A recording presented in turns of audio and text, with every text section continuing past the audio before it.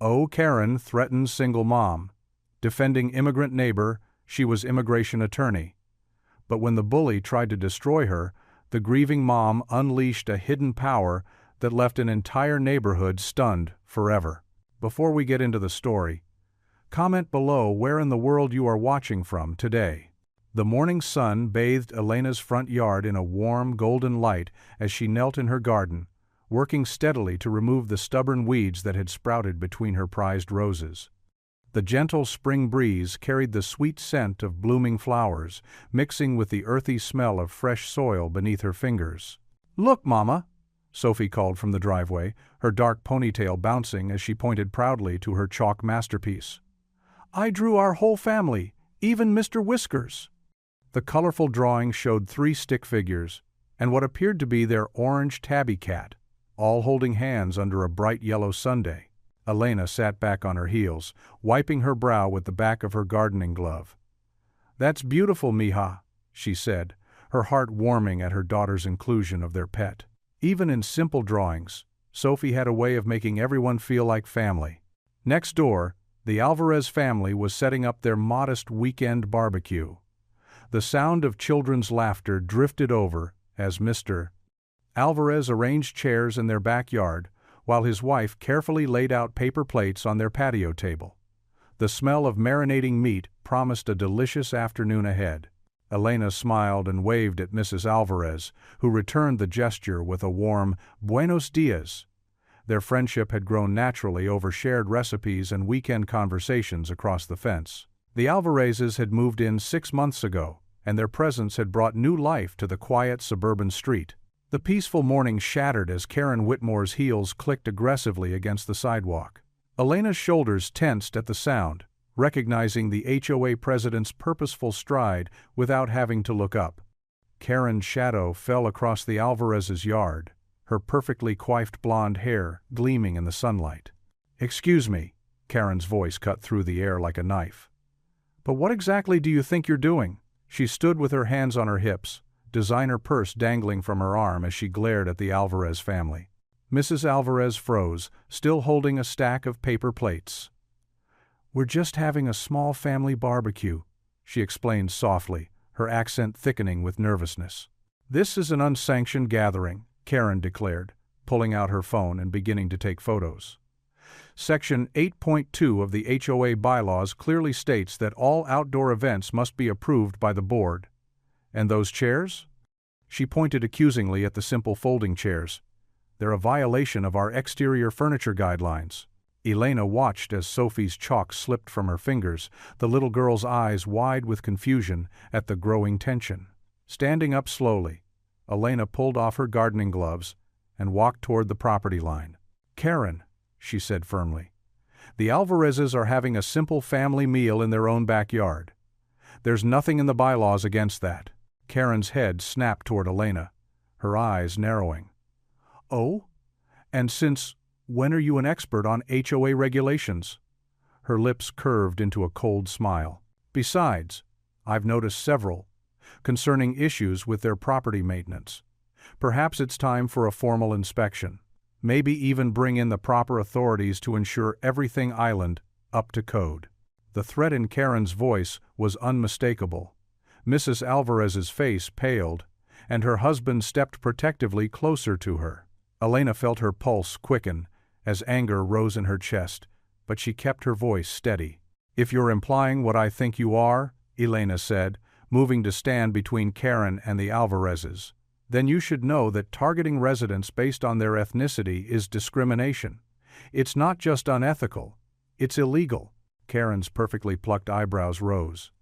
"I'm simply enforcing our community standards, Elena. Standards that everyone agreed to when they moved here." She took a step closer, lowering her voice. "Though I have to wonder why you're so eager to cause trouble, especially given your situation as a single mother. It would be a shame if the board had to take a closer look at your own property violations." Elena felt Sophie's small hand slip into hers, and she squeezed it reassuringly. The weight of her daughter's touch centered her, reminding her of what truly mattered. She lifted her chin and met Karen's gaze directly. "The only person causing trouble here is you, Karen," Elena stated clearly. loud enough for others to hear. "The Alvarezes have every right to enjoy their property, just like any other family in this neighborhood. If you have legitimate concerns, you can raise them through proper channels, not through threats and intimidation." Several neighbors had emerged from their homes, drawn by the confrontation. Elena could feel their eyes on the scene, some worried, others curious. Mr. Alvarez stood straighter, drawing strength from Elena's defense. Karen's face flushed with anger, her perfectly manicured nails digging into her palms. She looked around at the gathering audience, clearly not having expected such direct opposition. Her composure cracked slightly before she regained her cold demeanor. "You'll regret meddling in HOA business," she snapped, turning sharply on her heel. The click of her retreating footsteps echoed in the sudden silence as she marched away. Elena remained standing at the property line, watching Karen's rigid back disappear down the street. She felt Sophie's grip tighten on her hand and looked down to see her daughter's worried face. The morning sun still shone just as brightly as before, but the peaceful atmosphere had been irreparably altered. Though she maintained a calm exterior for Sophie's sake, Elena couldn't shake the unsettling feeling that this confrontation was far from over. The kitchen was filled with the comforting aroma of Elena's homemade enchiladas as she and Sophie sat at their small wooden table. The overhead light cast a warm glow across their faces, making the yellow walls seem even cozier. Sophie pushed a piece of bell pepper around her plate, her usual appetite subdued. "Mama?" Sophie's voice was quiet, hesitant. "Why does Miss Karen hate the Alvarezes?" Elena set down her fork, her heart aching at the confusion in her daughter's eyes. How do you explain hatred to a child whose heart was so full of love? She reached across the table and took Sophie's small hand in hers. "Mi amor, sometimes people are afraid of things they don't understand," Elena said carefully, choosing her words with the same precision she once used in court. "Miss Karen doesn't really know the Alvarezes like we do. She doesn't know that Mrs. Alvarez makes the best tres leches cake in the neighborhood, or that Mr. Alvarez always helps clear everyone's driveways when it snows." Sophie's forehead wrinkled in thought. "But why doesn't she try to know them? They're so nice." Elena smiled sadly, remembering countless cases from her days as an immigration attorney, families torn apart by fear and misunderstanding. The long nights at her desk, fighting to keep loved ones together, the victories that made it all worthwhile, and the losses that still haunted her. "Some people, Missiello, find it easier to be scared than to be kind." Helena smoothed Sophie's dark hair, so like her father's. "They make up stories in their heads about people who seem different from them. Like when Tommy at school said Maria shouldn't be class president because she speaks Spanish at home?" Sophie asked, her eyes widening with understanding. "Exactly like that?" Elena nodded, pride swelling in her chest at her daughter's insight. "But remember how you stood up for Maria? How you told Tommy that speaking 2 languages made her extra smart?" Sophie sat up straighter, a small smile playing at her lips. "And now Tommy asks Maria to help him with his Spanish homework." "That's right, mija. You showed Tommy that his fear wasn't real. That's what brave people do. They help others see the truth." Sophie pushed her plate aside and leaned forward, her eyes shining. "Like you did today. You were so brave with Miss Karen, Mama. You weren't scared at all." Elena thought of how her hands had trembled as she faced Karen's cold stare, how her heart had raced even as her voice remained steady. But Sophie didn't need to know about that fear. Not yet. Being brave doesn't mean you're not scared, Sophie. It means doing what's right, even when you are scared. Is that why you used to help people in court? Papa said you were the bravest person he knew. Sophie's voice was filled with wonder. Elena's breath caught at the mention of David. "Yes, that's why. Everyone deserves to be treated fairly, to feel safe in their home. Your papa understood that better than anyone. I want to be brave like you and Papa," Sophie declared, sitting up even straighter. Elena squeezed her daughter's hand. "You already are, mi amor. Now, finish your dinner, so we can get ready for bed." After their evening routine of teeth brushing and story time, Elena tucked Sophie into bed, making sure her favorite stuffed elephant was securely under her arm. She kissed her daughter's forehead, breathing in the sweet smell of her strawberry shampoo. "Ti amo, Mama," Sophie murmured, already half asleep. Te amo más, mi cielo, Elena whispered back. In the quiet of the hallway, Elena paused before the framed photograph that held pride of place on the wall. David smiled back at her, handsome in his marine dress uniform, his eyes twinkling with the same mischief she often saw in Sophie's. Her fingers traced the edge of the frame, feeling the familiar ache in her chest. "You'd know what to do," she whispered to his image. The silence that followed felt heavy with all the conversations they'd never have, all the guidance she wished she could ask for. David had always known exactly how to balance doing what was right with keeping their family safe. He'd made it look so easy. The Sunday morning sun cast long shadows across Elena's front porch as she stepped out to retrieve the newspaper. The dewy grass sparkled, and birds chirped their morning songs from the maple trees lining the street. But her peaceful morning ritual came to an abrupt halt when she spotted a bright orange notice taped to her door. Her stomach clenched as she pulled the paper free. The HOA letterhead glared back at her, topped with Karen Whitmore's name in bold letters. The notice listed several supposed violations: overgrown vegetation, unauthorized landscape modifications, and improper maintenance of the property's exterior. Elena's hands trembled slightly as she read through the fabricated charges. Each violation carried a hefty fine, totaling over $1,000 if not addressed within 7 days. She knew her property was immaculate. She'd spent countless weekends ensuring everything met the strict HOA guidelines. Oh dear, not another one of those notices, called a gentle voice from next door. Elena turned to see Mrs. Thompson shuffling down her driveway in her floral house dress and worn gardening shoes. The elderly woman's silver hair caught the morning light as she made her way over, concern etched on her kind face. "Good morning, Mrs. Thompson," Elena managed, trying to keep her voice steady. "I see Karen's been busy." "Mrs." Thompson clicked her tongue disapprovingly. "That woman wouldn't know real violations if they danced in front of her wearing sequins. Come over for some coffee, dear. You look like you could use it." Elena glanced back at her house, where Sophie was still sleeping. "I should stay close to home." "We can sit on my front porch," Mrs. Thompson insisted. "You'll still hear if Sophie calls." Minutes later, they settled into the comfortable wicker chairs on Mrs. Thompson's wraparound porch. The older woman poured coffee from a thermal carafe into 2 mismatched mugs, the rich aroma mixing with the morning air. "I remember when Karen first moved into the neighborhood," Mrs. Thompson said, stirring cream into her coffee. "Must have been, 8 years ago now. She worked her way onto the HOA board faster than a cat chasing a mouse, and things haven't been the same since." Elena wrapped her hands around the warm mug. "Has she always been this aggressive?" "Oh, honey." Mrs. Thompson's face grew serious. "What you're seeing is just the tip of the iceberg. Last year, she drove out the Patels' lovely Indian family, lived 3 doors down. Started with notices just like yours, then escalated to daily inspections. They finally sold their house at a loss just to escape her harassment." Elena's jaw tightened.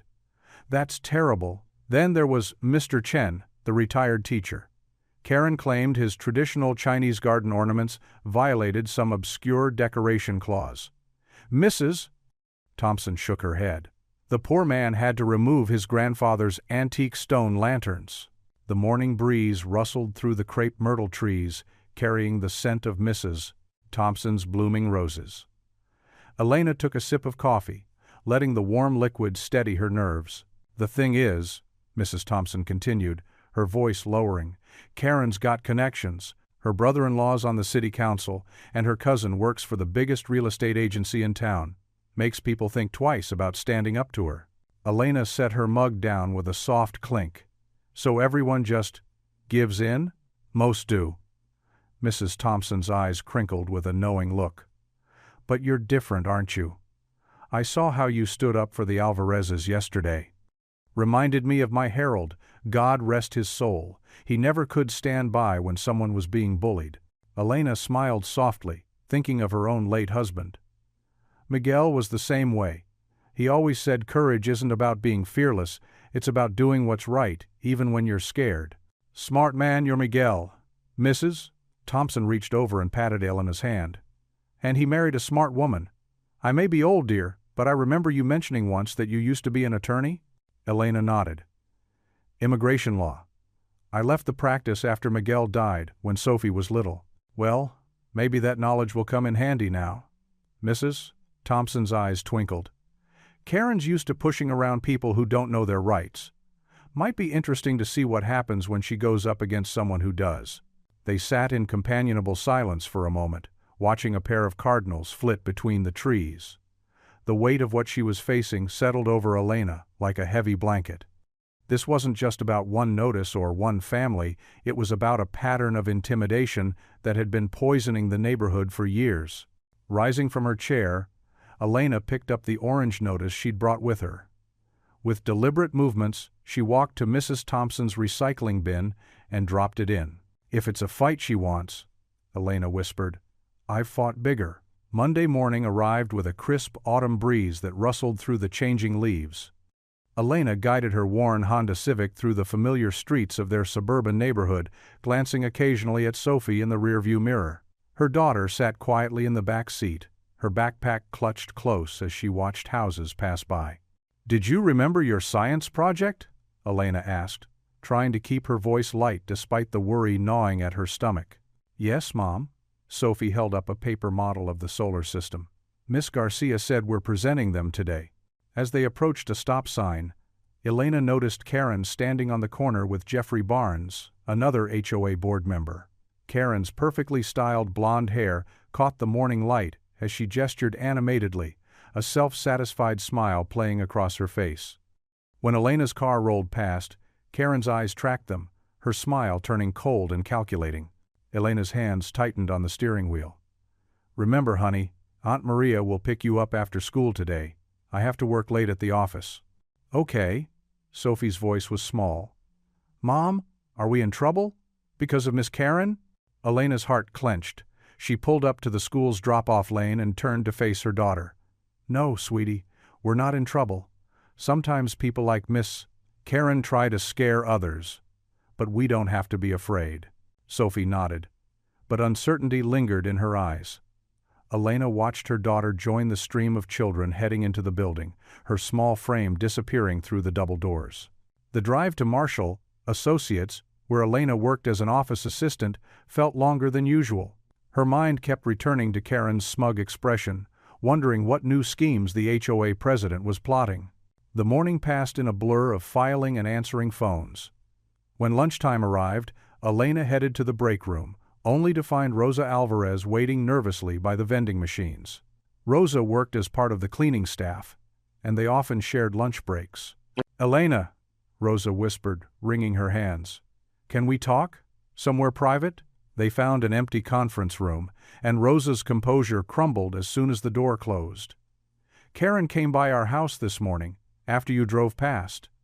She said she's already contacted ICE about suspicious activity in the neighborhood. Elena's blood ran cold. Did she specifically mention your family? Not directly, but she looked right at Miguel when she said it. Rosa's eyes welled with tears. Our youngest, Carlos, was born here, but Miguel and I. Our paperwork is complicated. If ICE comes. Listen to me, Elena said, reaching across the table to grasp Rosa's trembling hands. Karen is trying to intimidate you. She can't just call ICE and have them show up without cause. Rosa looked up, hope flickering across her face. You sound so sure. How do you know? Elena took a deep breath. The words she'd kept locked away for so long tumbled out. Before I took this job, I was an immigration attorney. For 7 years, I helped families navigate these exact situations. What? But why are you working here instead? Elena's throat tightened. My husband, David. He was a police officer. After he died in the line of duty 2 years ago, I couldn't. I needed something simpler. Safer. Sophie was so young, and I was barely holding it together. Oh, Elena. Rosa squeezed her hands. I had no idea. But now, with what's happening, could you help us? Not just my family, but others in the neighborhood who are scared. I don't know, Rosa. Elena pulled her hands back, suddenly overwhelmed. It's been 2 years since I practiced law. Things have changed, and if I challenge Karen directly, she could make life very difficult for Sophie and me. But you know the law, Rosa pressed. You understand how to fight back. Elena, there are families here who need someone like you. Someone who knows how to protect them. The rest of the workday passed in a fog of conflicting emotions. When Elena finally pulled into her garage that evening, she sat in the car for several long moments, staring at the stack of boxes pushed against the far wall.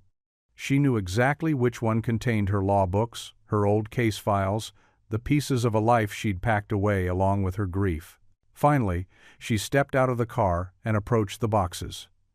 Dust coated the cardboard, but the label was still clear: Law Office. With trembling fingers, she lifted the lid. The familiar smell of leather-bound books and paper wafted up. On top lay her framed law degree and her old business cards. Elena Martinez, immigration attorney at law. She picked up one of the heavy books, its pages filled with immigration statutes and case law. The weight of it in her hands felt both foreign and familiar, like meeting an old friend after years apart. But along with the familiarity came the memory of endless nights away from Sophie, the emotional toll of fighting seemingly hopeless battles, the crushing weight of responsibility for other people's futures. Elena set the book down and sank onto a nearby storage bin. The garage was quiet except for the distant sound of children playing somewhere down the street. She thought of Sophie, of David, of the Alvarez family and their fears. The choice before her seemed impossible. Stay safely in the shadows or step back into the light and fight. Her old law books waited silently in their box, neither judging nor demanding, simply existing as a reminder of who she used to be and who she might become again. The evening shadows lengthened across Elena's kitchen table as she spread out the HOA bylaws, her reading glasses perched on her nose. Steam rose from her chamomile tea in lazy spirals while she flipped through the pages, her pen moving quickly as she jotted down notes. The familiar act of legal research brought back memories of late nights at her old firm, poring over immigration cases. Sophie padded into the kitchen in her pink pajamas, her dark hair still damp from her bath. She climbed onto the chair next to Elena, peering at the papers scattered across the table. "Mom, are you being a lawyer again?" she asked, her voice carrying a mix of curiosity and hope. Elena set down her pen and pulled Sophie close, breathing in the fresh scent of her strawberry shampoo. "Just doing some research, sweetheart. Remember how we talked about helping others when they need it?" Sophie nodded against her shoulder. "Like when you stood up for Mrs. Alvarez?" Her small fingers traced the edge of one of the documents. "These look like the papers from your old office. They're different papers, but you're right. I'm using the same skills." Elena smoothed Sophie's hair. "Sometimes being brave means using the gifts we have to help others. Daddy always said you were the smartest lawyer he knew," Sophie said softly. Elena's heart squeezed at the mention of her late husband.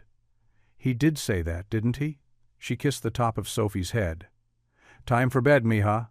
I'll be up in a few minutes to tuck you in." After Sophie skipped upstairs, Elena reached for her phone and scrolled through her contacts until she found Maria Suarez's number. Her former colleague at the legal aid clinic had always been a voice of reason. The phone rang twice before Maria answered. "Elena? It's been ages!" "Maria, I need your advice." Elena outlined the situation with Karen and the Alvarezes, her voice growing stronger as she explained the details. "The HOA bylaws have some clear limitations on executive power, but I want to make sure I'm not missing anything."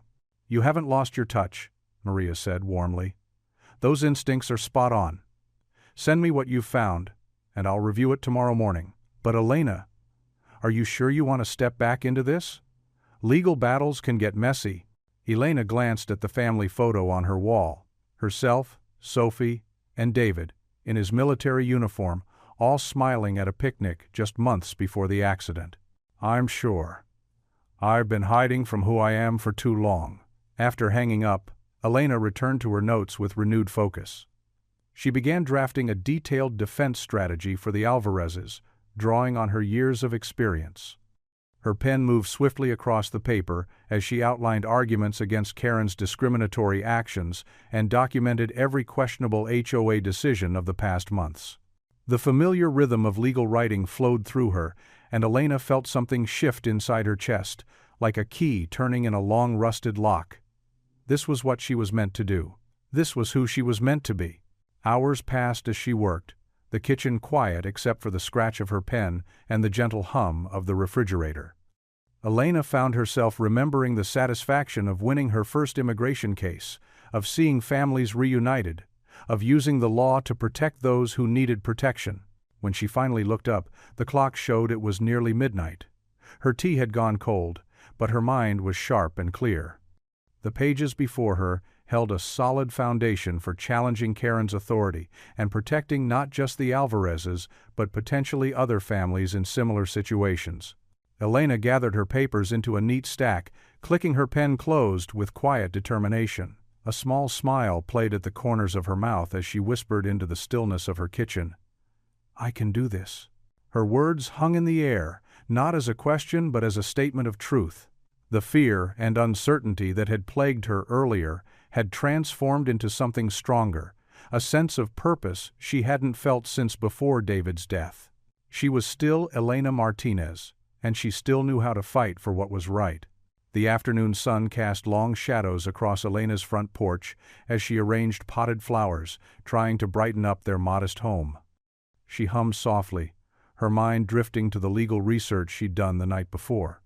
A sharp click of heels on concrete snapped her attention back to reality. Karen Whitmore strode up the walkway, her face twisted in a mask of righteous indignation. Her perfectly pressed blouse and immaculate hair seemed at odds with the ugly determination in her eyes. "Well, well," Karen's voice dripped with false sweetness. "If it isn't our neighborhood's self-appointed guardian angel." Elena straightened, brushing dirt from her gardening gloves. "Can I help you with something, Karen?" "Oh, I think you've helped. Quite enough." Karen stepped onto the porch, uninvited, invading Elena's space. "You know, I've been doing some research of my own. Fascinating what you can find these days with just a few clicks." Elena's stomach tightened, but she kept her voice steady. "Is there a point to this visit?" "The point?" Karen's smile widened, revealing too many teeth. "The point is that harboring illegal activity in our neighborhood won't be tolerated. Neither will interfering with HOA business." Through the screen door, Elena caught a glimpse of Sophie padding into the living room with her homework. Her daughter froze at the sound of Karen's voice. "There's no illegal activity here," Elena said firmly. "And helping neighbors understand their rights isn't interference, it's basic human decency." Karen laughed, the sound sharp and hollow. "Rights? Let's talk about your rights, Elena. Single mom, struggling to make ends meet after your husband's unfortunate accident. Must be hard, keeping up with the mortgage on a part-time salary." Elena's hands clenched into fists. The mention of her husband sent a wave of grief and anger through her chest. "Don't you dare." "And those medical bills before he passed?" Karen continued, examining her manicured nails. "Quite a burden, I imagine. The kind of thing that might make someone desperate. Willing to take money to look the other way, perhaps?" Sophie's small gasp from inside the house made Elena's heart crack. Her daughter shouldn't have to hear this, shouldn't have to face the cruel reality of people like Karen. "Get off my property," Elena said, her voice low and dangerous. "Now, or what?" Karen stepped closer, dropping all pretense of civility. "You'll sue me? With what money? Face it, Elena, you're one missed payment away from losing everything. Do you really want to risk what little stability you have left for some illegal immigrants?" Elena's legal training kicked in, keeping her voice steady despite the rage burning in her chest. "The Alvarezes are legal residents, Karen, and if you're suggesting I'm taking bribes, you'd better have proof to back up those accusations." "Oh, I don't need proof to make life difficult for you." Karen's eyes glittered with malice. One anonymous tip about suspicious activity, a few well-placed concerns about your fitness as a parent. It's amazing how quickly Child Protective Services can get involved. The threat hung in the air like poison. Elena heard a small sniffle from inside and knew Sophie was crying. "You're threatening my family," Elena stated, taking a step forward. "That's not very smart for someone in your position." "Position?" Karen scoffed. "I run this neighborhood. You're nothing but a charity case who doesn't know her place." "I'm an attorney who specialized in immigration law," Elena corrected, her professional mask sliding into place. "And you've just made multiple threats that could constitute harassment and intimidation. Would you like me to list the specific statutes you violated in the past 5 minutes? Karen's expression flickered, but she recovered quickly. Former attorney, you mean? And we both know you can't afford a legal battle. So here's what's going to happen. You're going to stop meddling in HOA business, stop giving advice to the neighbors, and keep your nose clean. Otherwise. She glanced meaningfully toward the house where Sophie had been visible. Well, let's just say single mothers have a lot to lose. With that, Karen turned on her heel and clicked back down the walkway, leaving behind an atmosphere thick with tension and fear. Elena's hands trembled as she opened the screen door. Sophie sat curled up on the couch, her math homework forgotten on the coffee table, tears streaming down her face. "Mama?" Sophie's voice quavered. "Are they going to take me away?" The question shattered what remained of Elena's composure. She rushed to the couch and gathered her daughter in her arms, holding her close as if she could shield her from all the world's cruelty. "No, mi amor," Elena whispered fiercely. "No one is taking you anywhere, I promise." Sophie buried her face in her mother's shirt.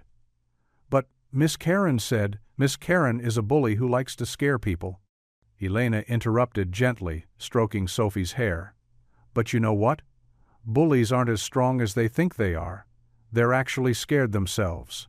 "Like the monsters in my closet?" Sophie asked, hiccuping slightly. Elena smiled, despite her worry. "Exactly like that. They seem scary in the dark, but when you turn on the light and face them, they're not so powerful after all." Sophie pulled back slightly, wiping her eyes. "Is that why you're helping the Alvarezes? To turn on the light?" The innocent wisdom in her daughter's question made Elena's heart swell. She cupped Sophie's face in her hands, looking into eyes so much like her late husband's. "Yes, mi vida. Sometimes we have to be brave and stand up to bullies, even when we're scared. Especially when we're scared." But as she held her daughter close, Elena felt the weight of Karen's threats pressing down on her shoulders. The stakes weren't just about standing up to injustice anymore. Her daughter's security, their home, the peaceful life she'd fought so hard to maintain after losing her husband, it was all at risk. She gazed at the family photos on their wall, her eyes lingering on the image of her husband in his dress uniform, his smile bright and confident. The same smile Sophie had inherited. What would he say now, seeing her caught between protecting their daughter and defending what was right? Sophie's small hand slipped into hers, squeezing tight. Elena squeezed back, her heart heavy with the knowledge that the real battle was only beginning. The evening air carried the sweet scent of jasmine through Elena's kitchen window as she arranged a plate of sugar cookies. Sophie bounced on her toes beside the counter, carefully placing each cookie in a perfect circle. "Can I put the special ones on top, Mom?" Sophie asked, holding up the star-shaped cookies she'd helped decorate. Elena smiled, running her fingers through her daughter's dark curls. "Of course, mija. They're the prettiest ones." The doorbell chimed, and Sophie raced to answer it. Elena heard Mrs. Thompson's warm greeting, followed by the gentle voices of Mr. and Mrs. Alvarez. Their teenage son Miguel trailed behind them, offering a shy wave. "Please, come in." Elena gestured toward her small living room, where she'd arranged chairs in a cozy circle. "Sophie, would you help me bring the coffee and cookies?" Sophie beamed with pride as she carried the cookie plate, walking extra slowly to keep them from sliding off. "Mrs.?" Thompson settled into the armchair by the window, her silver hair catching the last rays of sunlight. The Alvarezes sat close together on the sofa, their shoulders touching in a way that spoke of shared worry. "It's so kind of you to have us over," Mrs. Alvarez said, accepting a steaming mug from Elena. Her hands trembled slightly as she took a sip. Elena sat down, watching Sophie distribute napkins with careful attention. "I thought it was time we talked properly, as neighbors and friends." She paused, gathering her thoughts. What Karen's doing. It isn't right, and it isn't legal. Mrs. Thompson nodded firmly. "That woman's been bullying people in this neighborhood for years. Did you know she tried to fine the Hendersons last spring because their roses grew too tall? She told my parents our grill smoke was disturbing the peace," Miguel added, rolling his eyes. "We barely use it anymore." Mrs. Alvarez wrung her hands. "But what can we do? She has all the power with the HOA board." Elena leaned forward, her voice steady and clear. Actually, she doesn't. I've been reviewing the bylaws. The HOA can't discriminate based on national origin or family status. Her threats about reporting you to ICE? That's harassment, plain and simple. You sound like a lawyer, Mr. Alvarez remarked, raising an eyebrow. Elena exchanged a glance with Sophie, who was curled up on the floor with a cookie, listening intently. I was an immigration attorney before. She swallowed hard. Before my husband passed away. Mrs. Thompson reached over and squeezed her hand. Dear, I had no idea. I left the profession to focus on Sophie, but I still know the law. Elena straightened her shoulders. Karen's counting on us feeling powerless, but together we can stand up to her. Sophie piped up from her spot on the floor. Mom's super smart. She knows all about helping people. Mrs. Alvarez dabbed at her eyes with a napkin. But Elena, we don't want to cause trouble for you. Karen already threatened. Let her threaten, Elena interrupted gently. The law is on our side. We can document every incident, every violation of HOA procedures.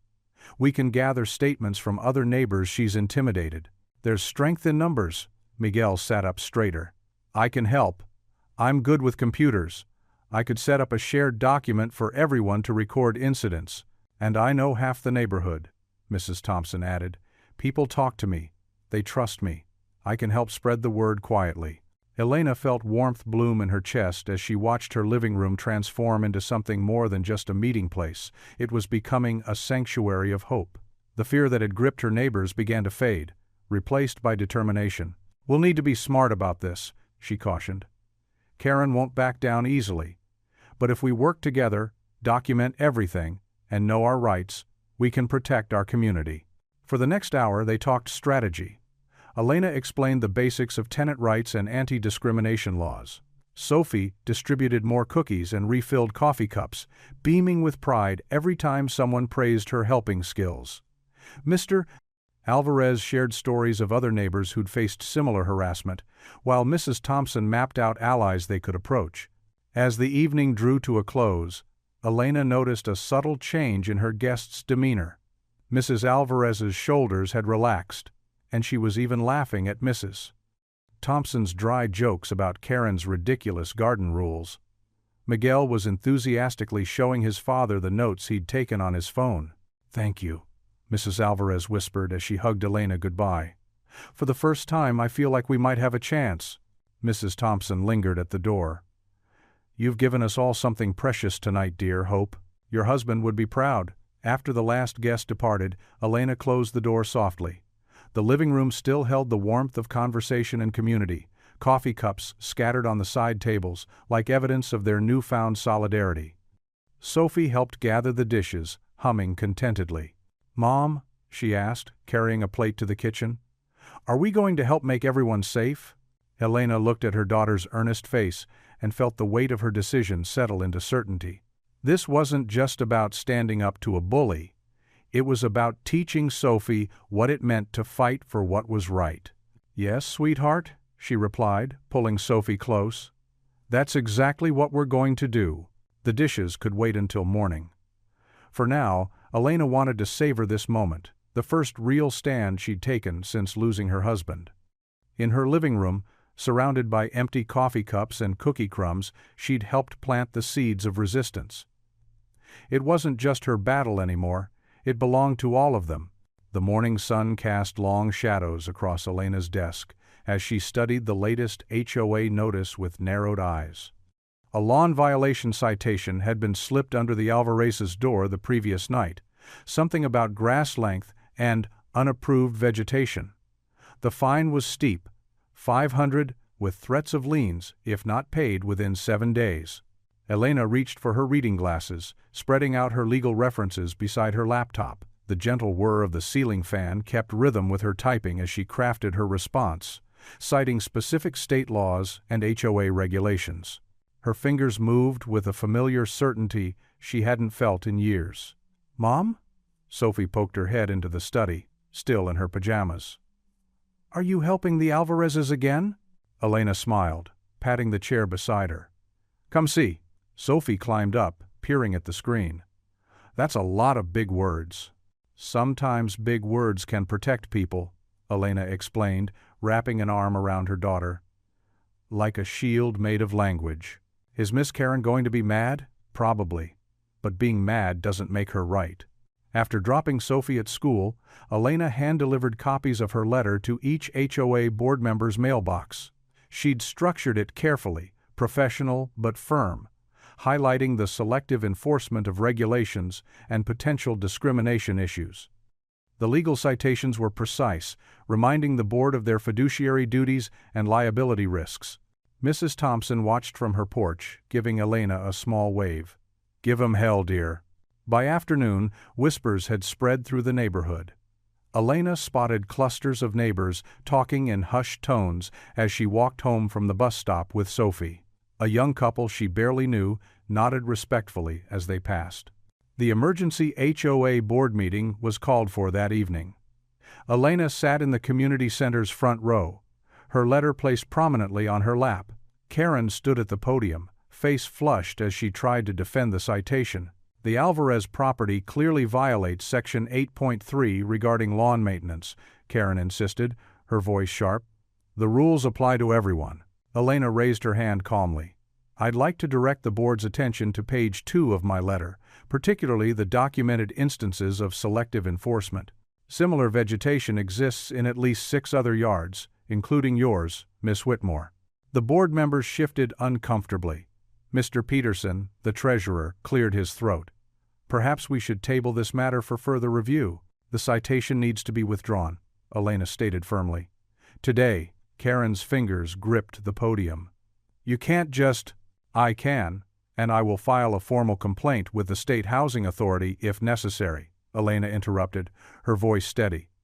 I've already prepared the paperwork. The vote was quick. The citation was withdrawn, with Karen the only dissenting voice. As people filed out, several neighbors patted Elena's shoulder or whispered quick thanks. The next morning at school drop-off, Elena overheard Sophie talking to her friends by the playground. My mom helps people who can't help themselves, Sophie explained proudly. She knows all about laws and stuff. She made the mean lady back down. Like a superhero? One of Sophie's friends asked. Better than a superhero, Sophie declared. She's a mom who fights bad guys with papers. That evening, Elena tucked Sophie into bed, smoothing her daughter's dark curls away from her face. The nightlight cast a warm glow across the room, making the butterfly decorations on the walls dance with gentle shadows. Mom? Sophie's voice was soft with sleepiness. Yes, sweetheart?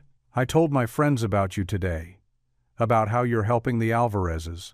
Elena sat on the edge of the bed. I heard you. You made me sound very impressive. Sophie reached up and hugged her mother tightly. You're my hero, she whispered. Elena held her daughter close, breathing in the sweet scent of her strawberry shampoo.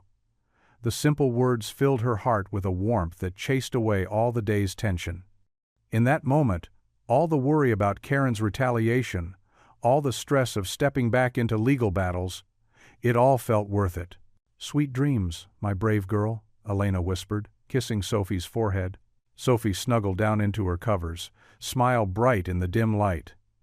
Night, Mom. Love you.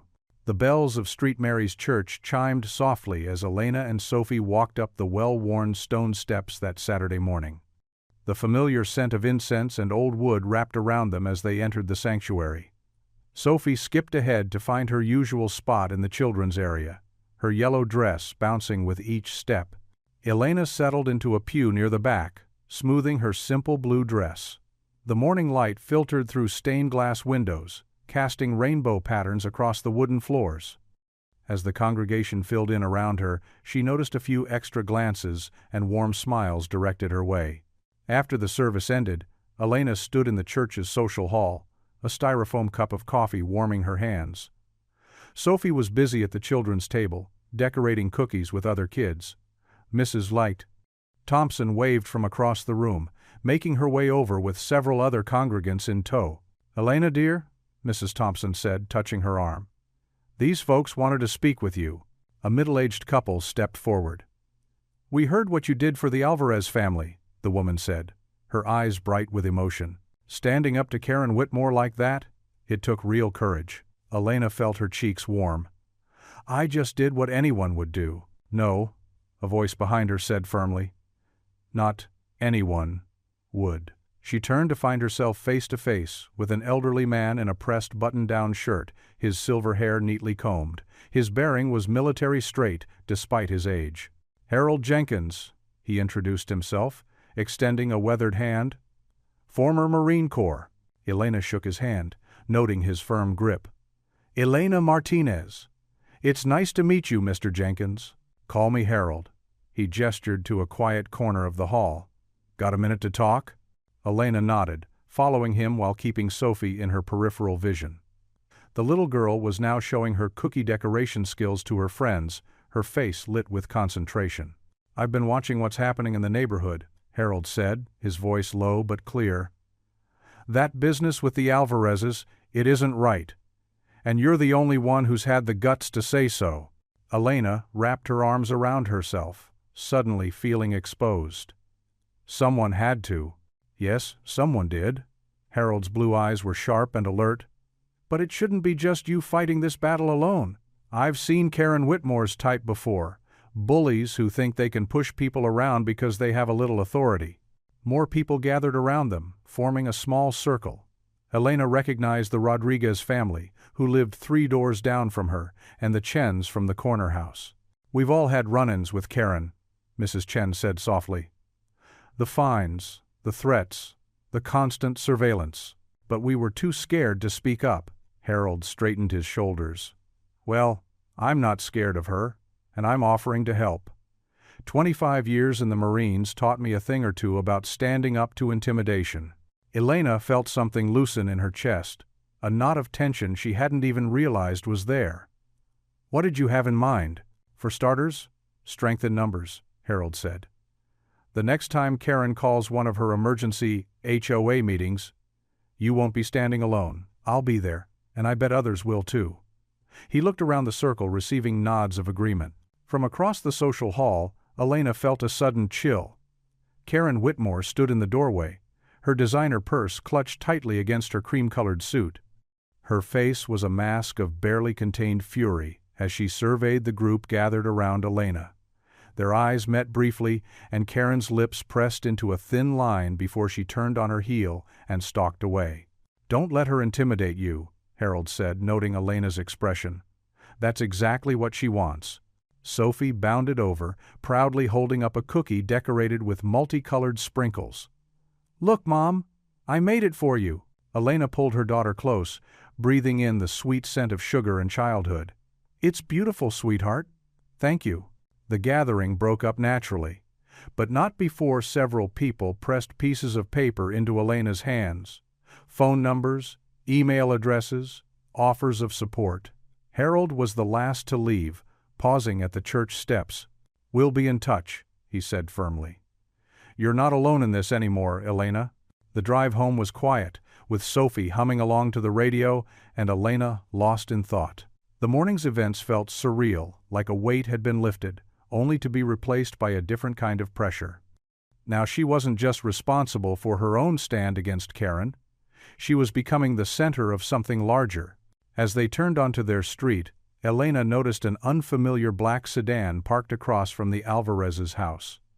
The windows were tinted, making it impossible to see inside, but she could tell someone was sitting in the driver's seat. The car's engine was running, visible exhaust rising in the cool air. Elena's hands tightened on the steering wheel as she pulled into her driveway. A cold sensation crept up her spine, and she found herself watching the mysterious car in her rearview mirror. "Can I go play with Maria?" Sophie asked, unbuckling her seatbelt. Maria was the Alvarez's youngest daughter, her closest friend on the block. "Not right now, sweetie," Elena said, trying to keep her voice casual. "Let's have lunch first, okay?" Sophie nodded, oblivious to her mother's concern. They walked to their front door, and Elena resisted the urge to look back at the strange car. But she could feel it there, like an unwelcome presence, watching their every move. The crash jolted Elena from her sleep. Sophie's frightened cry followed immediately after, piercing the quiet night. "Mom! Mom!"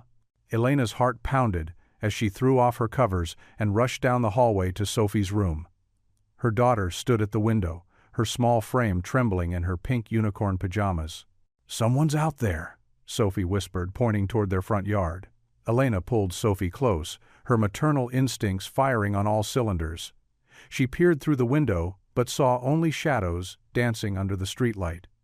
"Stay here, sweetie," she said, keeping her voice steady despite her racing pulse. "Lock your door, and don't open it until I come back." Sophie's eyes widened. "But Mom—" "It'll be okay," Elena assured her, though uncertainty gnawed at her stomach. She grabbed her phone and the baseball bat she'd kept since Marco's death, then crept downstairs. The porch light illuminated their front yard in harsh angles, revealing the damage. Their mailbox lay crushed on the ground, its post splintered like matchsticks.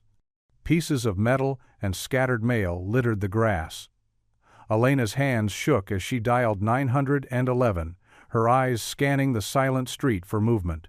20 minutes later, red and blue lights flashed across the neighborhood's identical houses. Officer Peterson, a stocky man with thinning hair, barely glanced at the wreckage as he jotted minimal notes in his pad. "Could have been kids," he suggested, his tone dismissive. "Happens all the time." Elena crossed her arms. "This wasn't random vandalism. I've been having issues with the HOA. "Ah." The officer's expression shifted subtly. "The Oakwood Hills HOA?" When Elena nodded, he clicked his pen closed. "Look, Mrs. Martinez, these matters are usually best handled internally. The HOA has a lot of pull in this district, if you understand what I'm saying." The implication was clear. Elena felt her lawyer's instincts stirring. "Are you saying you won't investigate because the HOA is involved?" Officer Peterson's face hardened. "I'm saying there's not much to investigate. No witnesses, no cameras. File an insurance claim, and maybe consider working things out with your HOA board."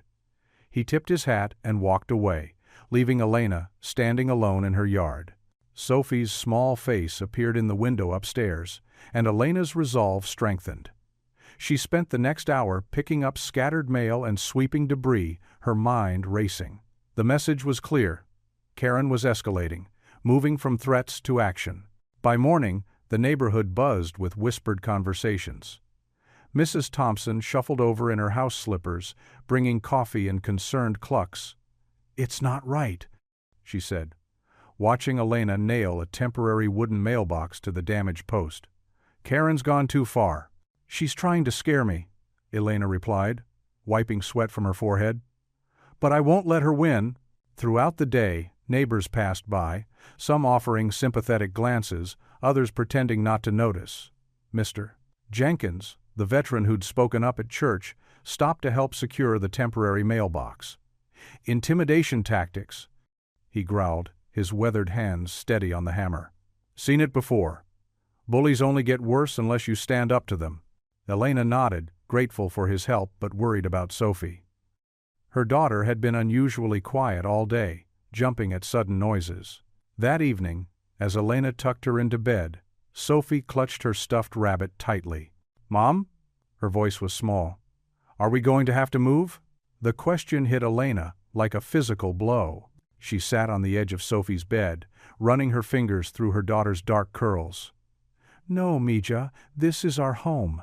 "But what if Karen—" "Listen to me," Elena said firmly, turning Sophie's chin gently to meet her eyes.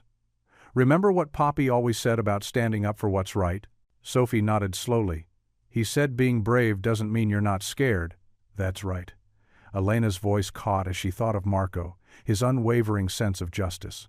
"Being brave means doing what's right even when you're scared. And right now, we're being brave by helping our neighbors and standing up to bullies." "Like superheroes?" Elena smiled, tucking the blanket around Sophie's shoulders. "Just like superheroes. But even superheroes need their rest." After kissing Sophie goodnight, Elena stood in the doorway, watching her daughter's breathing slow into sleep. The streetlight cast long shadows through the window, reminding her of the vandalism hours before. Her jaw tightened with determination. Moving to her home office, Elena pulled out her legal pad and began writing. If Karen wanted to play hardball, she'd forgotten one crucial detail. Elena hadn't spent years as an immigration attorney without learning how to document everything. She worked late into the night, cataloging every incident, every threat, every witness. Finally, exhausted but resolute, Elena walked through the quiet house, checking locks and windows. In the living room, she paused at Marco's photo, touching it gently. "I won't let them intimidate us," she whispered, her voice steady in the darkness. "No one will take our home." As she climbed the stairs to her bedroom, Elena's mind was already formulating plans. Karen might have connections, but Elena had something stronger: the truth, the law, and a mother's determination to protect not just her own family, but all the families in her community who needed someone to stand up for them. The late afternoon sun cast long shadows across Mrs. Thompson's backyard as the smell of grilling hamburgers and fresh-cut grass filled the air. Neighbors had gathered in clusters around folding tables, draped with cheerful checkered cloths, paper plates piled high with potato salad and corn on the cob. Elena watched as Sophie chased Bubbles with the Alvarez children, their laughter carrying across the yard. Mrs. Thompson touched Elena's arm gently. "I'm so glad you came, dear. We needed this, all of us together." Elena smiled, taking in the scene. What had started as a simple cookout had drawn nearly half the neighborhood. Even those who usually kept to themselves had shown up, curiosity winning over caution. The only notable absence was Karen and her small circle of supporters. "Everyone," Mrs. Thompson called out, tapping her plastic cup with a spoon. "I'd like Elena to say a few words, if she wouldn't mind." Elena's heart quickened. She hadn't planned to speak, but looking at the gathered faces, some familiar, some new, she knew what needed to be said. She stepped forward, clasping her hands to still their trembling. "Thank you all for coming," she began, her voice growing stronger with each word. "You know, when I first moved here with Sophie, I wasn't sure if we'd ever feel at home again, after losing my husband." She paused, surprised by the emotion in her voice. "But this neighborhood showed us kindness. The Alvarezes brought us tamales. Mrs. Thompson taught Sophie how to grow tomatoes. Mr. Jenkins helped fix our leaky faucet." Heads nodded around the yard. Elena continued. "That's what community means, looking out for each other. It doesn't matter where we came from or what language we speak at home. What matters is how we treat each other now." She saw Mrs. Alvarez dab at her eyes with a napkin. Even some of the more skeptical neighbors were listening intently. "I used to be an immigration attorney," Elena revealed, causing a few surprised murmurs. "I saw how fear can divide people, but I also saw how courage and compassion can bring them together. That's what I see happening here, right now." Sophie had stopped playing to listen, her face glowing with pride. Elena drew strength from her daughter's smile. "When we stand together against bullying and discrimination, we're not just protecting our neighbors, we're protecting the very heart of our community. Every family here deserves to feel safe. Every child deserves to play without fear. Every person deserves to be treated with dignity." Mr. Jenkins, the retired veteran, stood up straighter, nodding firmly. Others followed suit, their expressions resolute. "I know some of you have been afraid to speak up," Elena acknowledged. "I understand that fear. But look around. We're stronger together than we are alone, and when we choose kindness over fear, amazing things happen." As if to emphasize her point, Mrs. Alvarez's youngest son ran past, giggling as he chased a butterfly. The tension that had gripped the neighborhood for weeks seemed to dissolve in the sound of his innocent joy. After Elena finished speaking, people began approaching her one by one. Mrs. Chen, who rarely left her house, squeezed Elena's hand and whispered, "Thank you." The Patels offered to host the next gathering. Even Mr. Robertson, who had initially supported Karen's strict HOA policies, came over to say he'd been wrong. The Alvarezes were at the center of a lively conversation, sharing stories and laughing freely for the first time since Karen's threats began. Mrs. Alvarez's famous guacamole bowl was empty, surrounded by appreciative comments and requests for the recipe. Sophie bounced over to Elena, her face flushed from playing. "Mom, did you see? Everyone loved your speech, and Maria's teaching me Spanish, and Mr. Patel says I can help in his garden, and..." Elena hugged her daughter close, feeling a familiar warmth in her chest. It was the same feeling she used to get when her husband would tell her he was proud of her work. Somehow, she knew he would have loved this moment, seeing their little girl growing up in a community that celebrated differences instead of fearing them. Mrs. Thompson appeared with a plate of cookies. "Elena, dear, you've given us all something precious today, hope and courage." She looked around at the mingling families. "Look at us all, talking and laughing together. This is how it should be." The sun was beginning to set, painting the sky in brilliant oranges and pinks. Elena stood at the edge of Mrs. Thompson's patio, watching as neighbors lingered, reluctant to end this moment of connection. Children played tag across the lawn, their shadows stretching long behind them. Adults exchanged phone numbers and promises to get together soon. In that golden light, Elena saw her community as it truly was, not divided into us and them, but united in all its beautiful diversity. She thought of how far they'd come from those tense moments in her front yard just weeks ago. The fear that had gripped their neighborhood was giving way to something stronger, solidarity. Sophie leaned against her side, tired but happy. "Can we do this again soon, Mom?"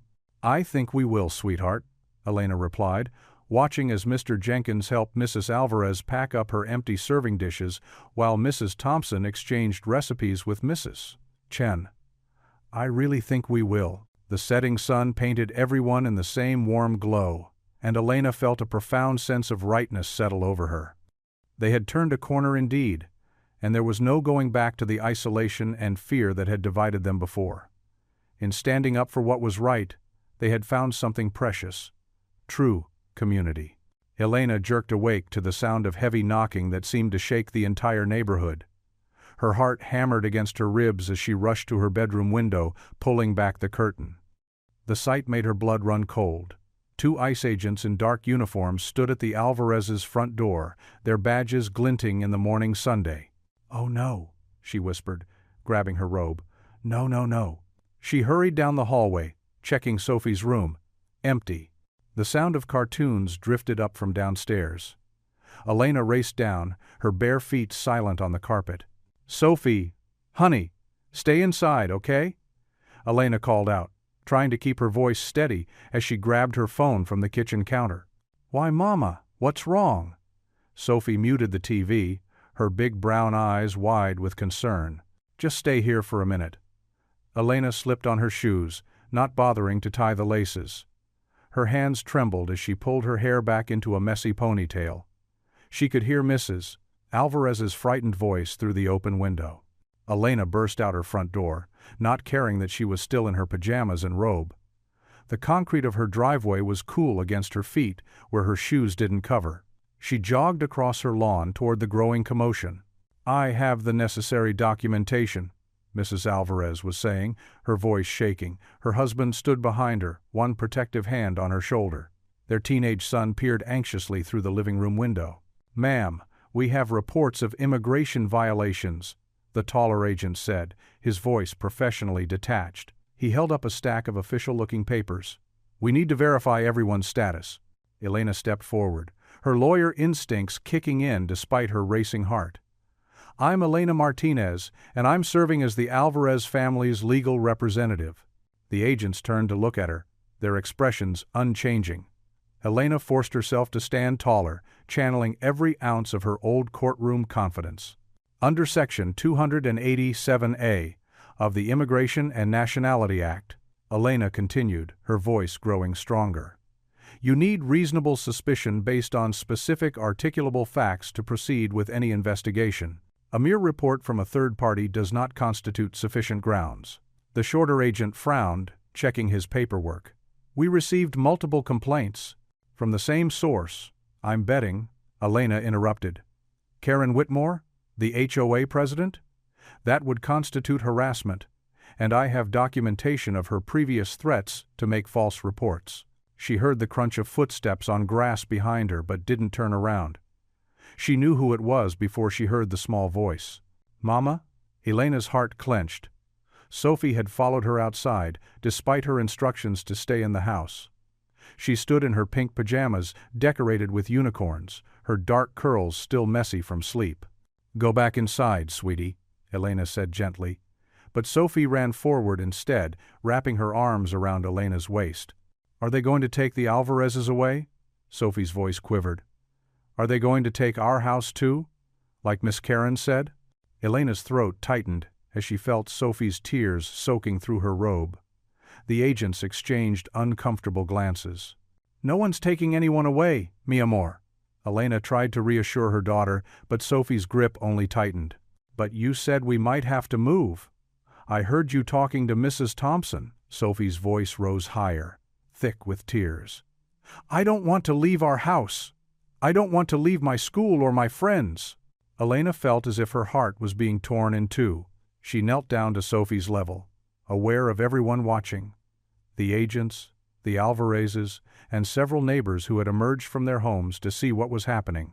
Sophie, look at me, Elena whispered, wiping her daughter's tears with gentle fingers. But Sophie just buried her face in Elena's shoulder, her small body shaking with sobs.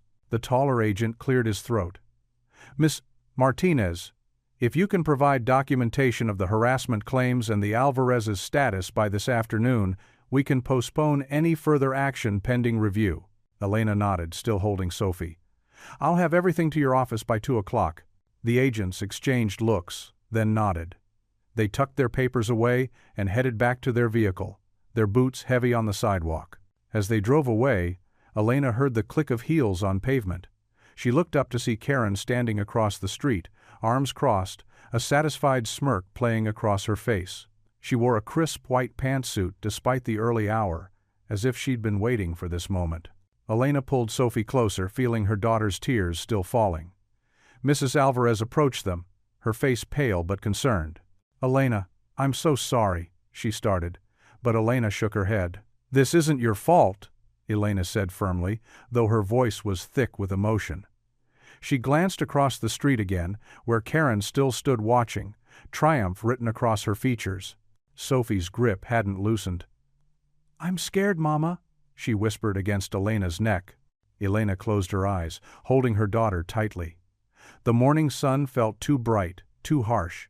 She had thought she was doing the right thing, fighting for justice like her husband would have wanted. But now, feeling Sophie trembling in her arms, doubt crashed over her like a wave. The weight of her choices pressed down on her shoulders. She had wanted to be a hero, to stand up against injustice, to make her late husband proud. Instead, she had frightened her daughter and possibly put their own security at risk. It's okay, baby, Elena murmured into Sophie's curls, even as her own heart ached. Everything's going to be okay. But as she held her crying daughter in the middle of their once peaceful street, with Karen's smug presence burning into her back and the Alvarezes standing uncertain in their doorway, Elena wasn't sure she believed her own words anymore. The kitchen clock ticked steadily in the quiet house, marking each heavy moment as Elena sat at her worn oak table, head buried in her trembling hands. The evening shadows stretched across the linoleum floor, and somewhere upstairs, Sophie tossed restlessly in her sleep, still upset from the morning's events. Elena lifted her head, revealing eyes red from holding back tears. She reached for her lukewarm cup of chamomile tea, her third attempt to calm her nerves. The house felt different tonight, less like the safe haven she'd worked so hard to create, and more like a fortress under siege. Her gaze drifted to the family photos on the wall. There she was with Sophie and David at the beach, all sun-kissed and laughing, taken just months before the accident that took him. "What would you do?" she whispered to his smiling image. "Did I go too far, trying to be the hero again?" The sound of a car door slamming outside made her flinch. She moved to the window, peeking through the curtains just in time to see the Alvarez's eldest son, Miguel, carrying boxes to their minivan. Her stomach clenched. The doorbell rang softly, and Elena knew who it would be. She opened it to find Mrs. Alvarez standing there, wringing her hands, her usually bright eyes dimmed with worry. "Elena," Mrs. Alvarez began, her voice catching. "We wanted to tell you first, before anyone else. We're thinking it's best if we leave." The words hit Elena like a physical blow. "Maria, no, please, we can fight this. I can—" Mrs. Alvarez shook her head, tears gathering in her eyes. "You've done so much already, mi amiga. Too much. We see how Karen watches your house, how Sophie was crying this morning. We cannot let your family suffer because of us." Elena guided her friend to the kitchen table, pulling out a chair. "At least let me make you some tea." No, I cannot stay. Miguel is helping pack tonight, just in case." "Mrs." Alvarez dabbed at her eyes with her sleeve. "We have family in Arizona. Perhaps there we won't cause so much trouble." "You're not the ones causing trouble," Elena insisted, her voice sharp with frustration. She softened it quickly, remembering Sophie sleeping upstairs. "This is your home too. Your children grew up here, just like Sophie Island." "And your Sophie?" Mrs. Alvarez asked gently. "What about her home? Her security? Elena, we see how this weighs on you, the way you jump at every car door, how you check the windows."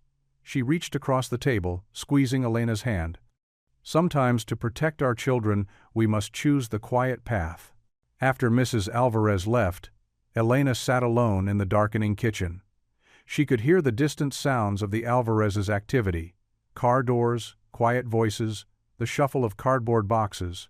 Each noise felt like another brick in the wall of her failure. She got up slowly, walking to the garage. In the corner sat a dusty cardboard box labeled "Office, David's Study." Her hands shook slightly as she opened it, pulling out her framed law license. The glass was slightly clouded with dust, but her name still stood out clearly: Elena Martinez, attorney at law. Back at the kitchen table, she placed the frame in front of her, studying it in the dim light. How proud she'd been the day she earned it, how certain of her path. David had insisted on the expensive frame, saying it deserved to be displayed properly. "My warrior for justice," he'd called her, only half teasing. But then he was gone, and Sophie needed her more than any client ever could. The choice had seemed so clear then: pack away the license, find stable work with regular hours, focus on being the best single mother she could be. Now, looking at it, Elena felt torn in two.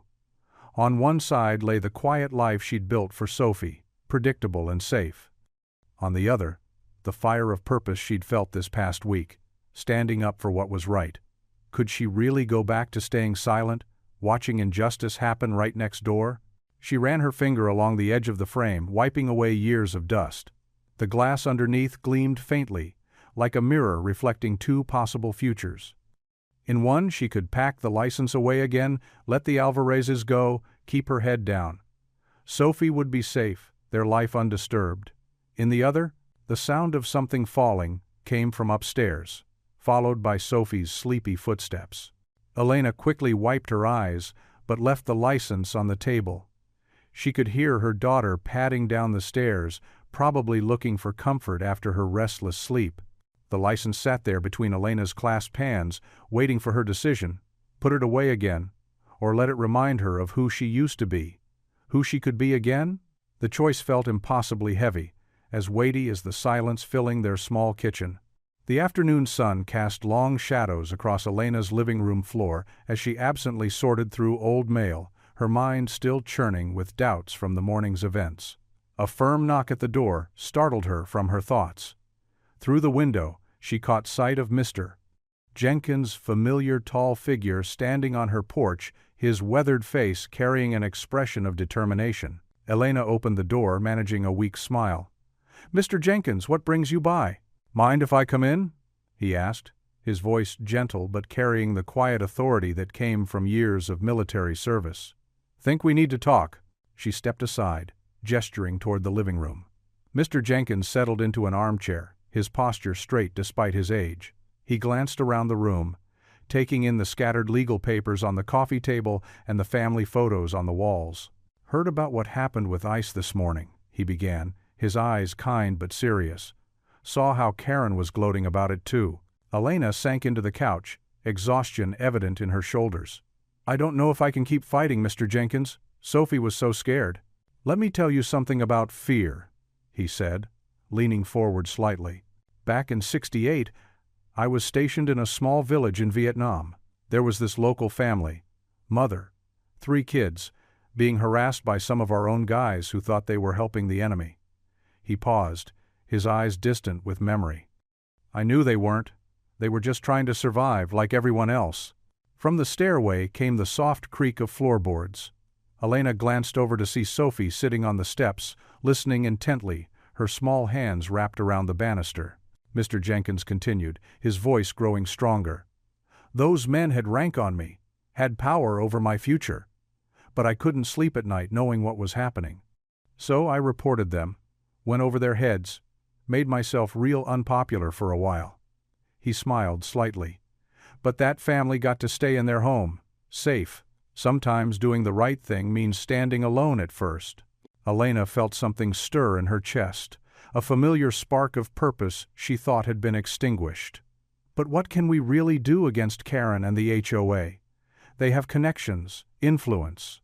They have fear and intimidation, Mr. Jenkins corrected firmly. We have something stronger, community, truth. He straightened in his chair. I've already talked to the Thompsons, the Wilsons, and the Patels. We're ready to stand with you at the next HOA meeting, publicly. Sophie descended a few more steps, her eyes bright with renewed hope. Really, Mr. Jenkins? Everyone's going to help? He turned to smile at Sophie. You bet, sweetheart. Your mama's not alone in this fight. Sometimes people just need someone brave enough to go first, gives them courage to do what's right too. Elena felt tears prick at her corners of her eyes. I don't know what to say. Don't say anything, Mr. Jenkins replied, standing up. Just keep being the person who reminded this neighborhood what it means to stand up for each other. He reached into his pocket and pulled out a folded piece of paper. Got some other veterans in the area to sign this. We're all behind you, Elena. She unfolded the paper with trembling fingers, reading the names of neighbors. Some she knew well, others she'd only seen in passing. Each signature represented another voice willing to speak up. Sophie came down the rest of the stairs and nestled against her mother's side. See, Mom, we're not alone. Mr. Jenkins nodded approvingly. Smart girl, you've got there. She knows what I learned in the service. The biggest battles aren't won by the strongest, but by those who stand together. Elena wrapped an arm around Sophie, feeling strength flow back into her spirit. Thank you, Mr. Jenkins. I mean it. I was ready to give up. No, you weren't, he said with certainty.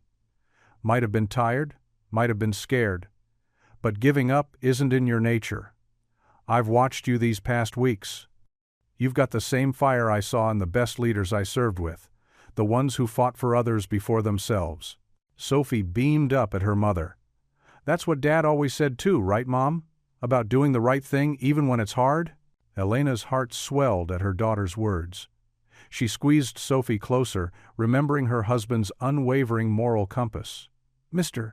Jenkins was right. Giving up wasn't who she was, wasn't what she wanted to teach her daughter. I'll get everyone's phone numbers to you tomorrow, mister, Jenkins said, moving toward the door. We'll coordinate before the HOA meeting. Show Karen what real neighborhood unity looks like. After Mr. Jenkins left, Elena walked to her home office, Sophie trailing behind her. On the desk lay her law license, the document she'd been staring at just that morning with such uncertainty. Now, as she picked it up, her hands were steady, her vision clear. Sophie touched the edge of the license reverently. Are you going to be a lawyer again, Mom? Elena traced her fingers over her name on the certificate, feeling the weight of her calling, not as a burden this time, but as a source of strength. I don't think I ever really stopped being one, sweetheart. I just forgot for a while. The morning air held a crisp freshness as Elena, Sophie, and Mr. Jenkins walked down Maple Street. Elena clutched a stack of flyers in her hands, her heart pounding with each step toward the first house. Sophie skipped alongside them, her ponytail bouncing, carrying her own small pile of papers. Remember, Mr. Jenkins said in his steady voice, most folks here are good people, they're just scared. He adjusted his veteran's cap and straightened his shoulders, carrying himself with the same dignity he'd shown in his military days. Elena nodded, watching as Sophie ran ahead to the Thompsons' house. The little girl's enthusiasm helped ease her own nervousness. I hope you're right, Harold. Mrs. Thompson answered her door in a flowered apron, flour dusting her hands. The smell of fresh-baked cookies wafted into the morning air. Oh my, she said, wiping her hands on her apron. "What's all this about?" Sophie held up a flyer proudly. "We're having a big meeting to help the Alvarezes and stop mean Miss Karen." Elena winced at her daughter's bluntness, but Mrs. Thompson just chuckled. "Well, it's about time someone did something." She took the flyer, studying it carefully. "Count me in, and I'll bring those cookies I'm baking." The next house proved more challenging. Mr. Peterson, a middle-aged accountant, kept glancing nervously up and down the street as Elena explained the situation. "I don't know," he hedged. "Karen has a lot of influence with the city council." Mr. Jenkins stepped forward. "Son, there comes a time when doing what's right matters more than playing it safe. I learned that in Vietnam." Mr. Peterson's expression shifted. "My father served in Vietnam, too." He took the flyer, his hands steadier now. "I'll be there." House after house, the pattern repeated. Some neighbors welcomed them warmly, while others needed gentle convincing. Sophie's innocent presence often broke the ice, her simple questions making adults squirm. "Why are grown-ups afraid of Miss Karen? She's just one person." By mid-afternoon, they'd covered half the neighborhood. Elena's feet ached, but her spirits soared with each small victory. They stopped for a water break on a shaded bench, and Sophie pulled out the sandwiches she'd insisted on packing for everyone. "Look how many people said yes, Mama," Sophie exclaimed, counting the check marks on their list. Mr. Jenkins smiled, accepting his sandwich. "Your daughter's quite the campaign manager, Elena." Elena watched Sophie beam at the compliment. "She gets her determination from her father," she said softly. They continued their rounds as the afternoon wore on. The Rodriguez family offered their garage as a meeting space. The Kim sisters promised to spread the word at their nail salon. Even shy Mrs. Patel, who rarely spoke at HOA meetings, agreed to attend. Not everyone was supportive. The Wilsons slammed their door at the mention of Karen. The Blacks pretended not to be home. And old Mr. Freeman launched into a rant about troublemakers until Mr. Jenkins calmly led them away. But for every rejection, there were 2 or 3 households ready to take a stand. Elena felt the momentum building with each conversation, each shared story of Karen's intimidation tactics, each neighbor tired of living in fear. "Did you see Mrs. Chen's face when we told her others were coming?" Sophie asked as they walked up another driveway. "She looked so happy." Elena squeezed her daughter's hand. "Sometimes people just need to know they're not alone." The sun was setting when they reached their final house for the day. Elena's feet were blistered, her throat dry from talking, but her heart felt lighter than it had in days. They'd distributed over 100 flyers and received dozens of commitments to attend. Back home, Elena kicked off her shoes and sank into her favorite armchair. Sophie curled up next to her, yawning. "Can we do more houses tomorrow, Mama?" "Of course, sweetie." Elena stroked her daughter's hair. "But first you need dinner and a good night's sleep." Mr. Jenkins declined their dinner invitation, but his eyes twinkled as he said goodbye. "We did good work today, Elena. Real good work." After a simple dinner of mac and cheese, Elena tucked Sophie into bed. The little girl was already half asleep, but she grabbed her mother's hand before Elena could leave. "Mama?" Sophie's voice was drowsy but clear. "We're not alone anymore." Elena's throat tightened with emotion. She kissed her daughter's forehead, whispering, "No, sweetheart, we're not alone anymore." Exhausted but hopeful, Elena collapsed into her own bed. The stack of remaining flyers sat on her nightstand, ready for tomorrow's rounds. Her feet throbbed, but her mind was already planning the next day's route, counting potential allies, imagining the strength of their collective voice. The day had shown her something powerful, that beneath the surface of their seemingly divided neighborhood lay a current of courage, just waiting to be tapped. One by one, her neighbors were finding their voices, drawing strength from each other's willingness to stand up. As sleep began to claim her, Elena felt a profound sense of gratitude for Mr. Jenkins' steady support, for Sophie's unwavering faith, for each neighbor who had opened their door and their heart. Together, they were weaving a web of resistance that even Karen's influence couldn't tear apart. Tomorrow would bring more doors to knock on, more conversations to have, more courage to gather. But for now, Elena let herself rest in the knowledge that they were no longer fighting alone. The town hall's fluorescent lights cast harsh shadows across the packed room. Metal folding chairs creaked under the weight of what seemed like half the neighborhood. Elena sat in the front row, her hands clasped tightly in her lap to hide their trembling. Sophie pressed close against her side, while Mr. Jenkins and Mrs. Thompson flanked them protectively. At the elevated head table, Karen Whitmore adjusted her perfectly pressed blazer, a satisfied smile playing at her lips. Two other HOA board members sat beside her, their expressions carefully neutral. The room hummed with nervous whispers. "The emergency meeting of the Pine Grove Homeowners Association will now come to order," Karen announced, her voice carrying that familiar note of superiority. "We're here to address serious allegations of bylaw violations and other concerning activities." She paused meaningfully, her gaze settling on Elena. "Miss Martinez, would you care to explain yourself?" Elena started to rise, but Karen cut her off. "Actually, allow me to present the evidence first." She lifted a thick folder. "We have documented numerous instances of unauthorized gatherings, noise violations, and suspicious activities centered around the Martinez residence." The whispers grew louder. Elena felt Sophie's small hand slip into hers and squeeze tight. "Furthermore," Karen continued, "Miss Martinez has been encouraging other residents to defy HOA authority, creating discord in our peaceful community. We have photographic evidence of—" "That's enough." The voice that cut through the murmurs was firm and weathered. "Mr." Jenkins stood, his military bearing evident as he drew himself to full height. "I've sat quiet through too many of these meetings, watching you twist rules to hurt good people." "Not anymore." Karen's smile faltered. "Mr. Jenkins, you're out of order." "No, you're out of order." "Mrs." Thompson rose next, her gentle face set with determination. "I've lived in this neighborhood for 40 years, and I've never seen such bullying disguised as leadership." More voices joined in. A young couple from 2 streets over stood. "Elena helped us understand our rights when you tried to fine us for our daughter's wheelchair ramp," the husband said firmly.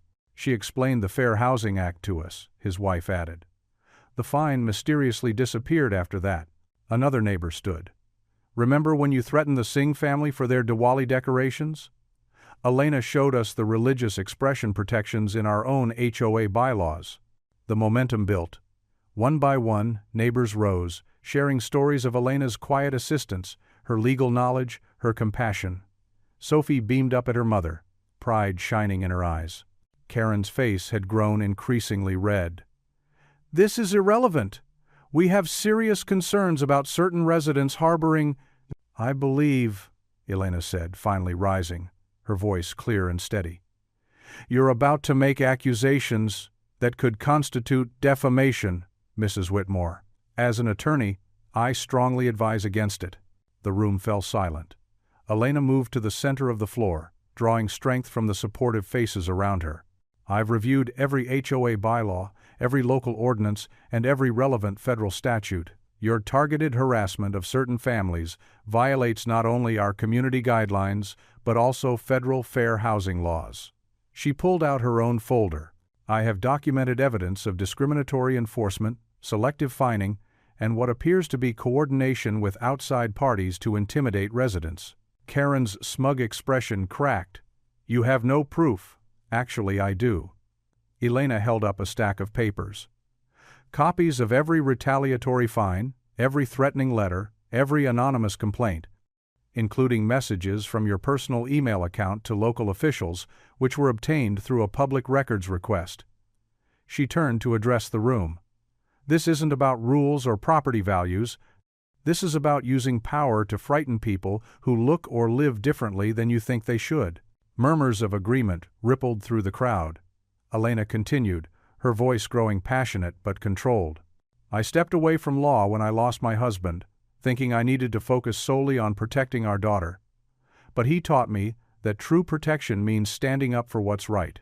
This community, all of us, we deserve better than leadership based on fear and discrimination." She turned back to Karen. "You have 2 choices: resign from the board voluntarily, or face a formal complaint with the Department of Housing and Urban Development. I've already prepared the paperwork." The room erupted in applause. Mr. Jenkins started it, his weathered hands clapping loudly, and it spread like wildfire. Mrs. Thompson wiped proud tears from her eyes. Sophie jumped up and down, cheering. Karen stood abruptly, her chair scraping against the floor.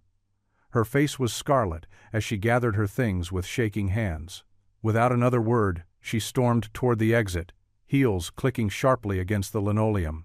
Elena felt a surge of vindication wash over her as she watched Karen's retreat.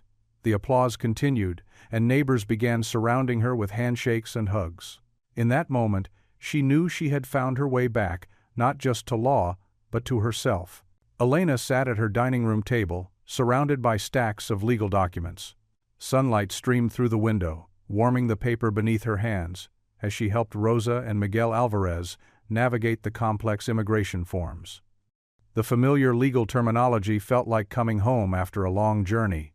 "Here," Elena said, pointing to a line on the document. "This section confirms your protected status under the Violence Against Women Act, since Karen's threats and harassment qualify as intimidation." Her voice was gentle but confident, a reminder of the attorney she had once been, and was becoming again. Rosa wiped away tears of relief. "We can really stay? For certain?" "Yes," Elena smiled, squeezing Rosa's hand.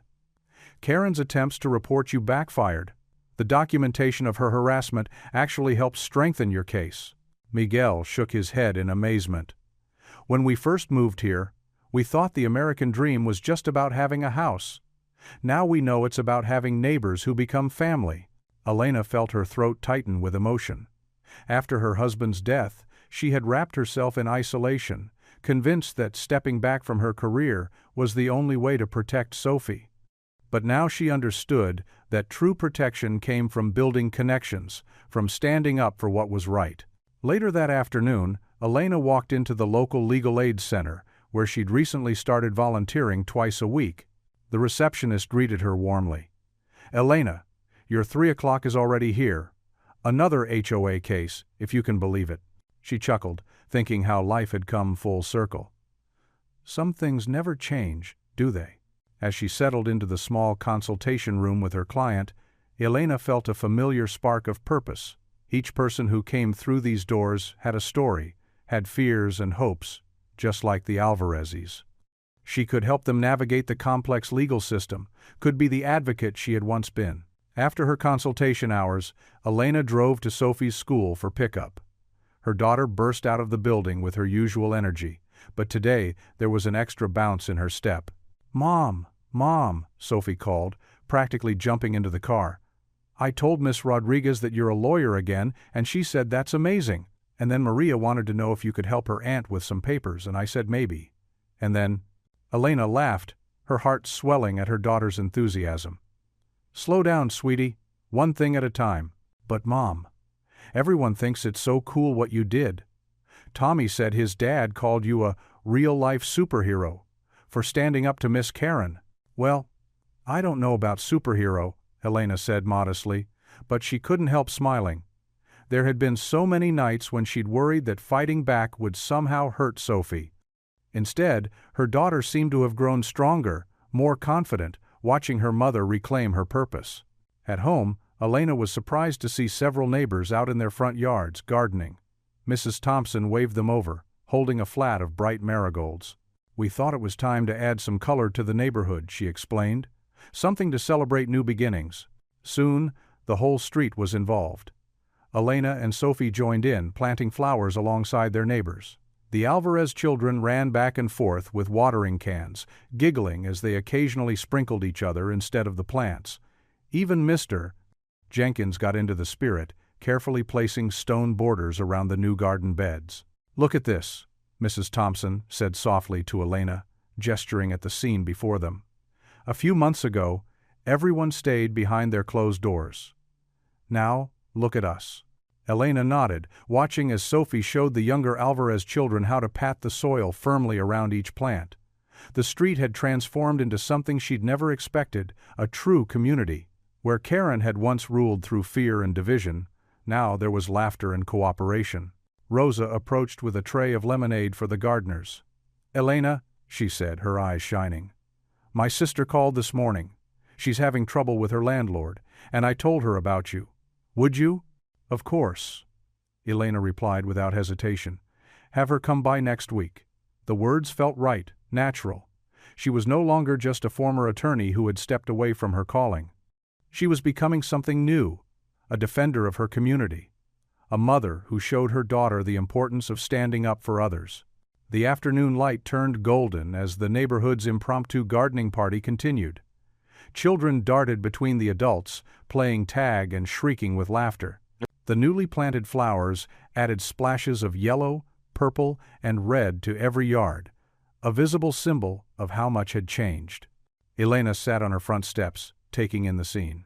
Sophie and the Alvarez children had started a game of hopscotch on the sidewalk, their chalk drawings adding more color to the already vibrant street. Their laughter carried on the spring breeze, a sound of pure joy and security. Watching them, Elena felt a deep sense of contentment settle in her chest. This was what she had fought for. Not just legal victories or professional redemption, but the simple right of children to play without fear, of families to put down roots and flourish. In defending her neighbors, she had found her way back to herself, and in the process, helped create something beautiful. Rosa joined her on the steps, both women watching their children play. "You know," Rosa said, "my kids asked if they could call you Tia Elena now." Elena felt tears prick at her eyes. "I'd like that," she said softly, remembering how alone she'd felt after losing her husband. Now, surrounded by this makeshift family of neighbors, she understood that hearts could heal and grow, just like the gardens they'd planted today. Sophie's delighted laugh rang out across the yard as she jumped rope with Maria Alvarez, their shadows stretching long in the evening light. The sight filled Elena with pure joy. Her daughter was thriving, unafraid, proud of her mother and her community. They had all planted seeds of change, and now they were watching them bloom. The morning sun painted the neighborhood in warm golden light as neighbors spilled onto their front lawns, carrying dishes of food and setting up folding chairs. The block party had been Mrs. Thompson's idea, a celebration of their victory and newfound unity. The aroma of grilled meat and spices filled the air, mixing with the sound of children's laughter and festive music. Elena watched from her porch as Mr. Alvarez tended to his famous carne asada grill, while his wife arranged homemade tortillas on a checkered tablecloth. Next to their setup, Mrs. Thompson had laid out her prized apple pies, and Mr. Jenkins was stirring a pot of his military mess chili that he swore could put hair on your chest. The sight of different cuisines sitting side by side brought a smile to Elena's face. Sophie darted between the groups of adults, her pink dress fluttering as she helped younger children with bubble wands. Their giggles rose above the Mexican folk music playing from someone's portable speaker. Elena's heart swelled, watching her daughter so carefree, remembering how just weeks ago, Sophie had been afraid they'd lose their home. "More lemonade?" Mrs. Thompson appeared at Elena's side, pitcher in hand. "Thank you," Elena said, holding out her cup. "I still can't believe how everything's changed." Mrs. Thompson chuckled. "Well, we needed someone brave enough to stand up first. The rest of us just followed your lead." Across the street, Elena noticed Karen's house, windows dark, curtains drawn.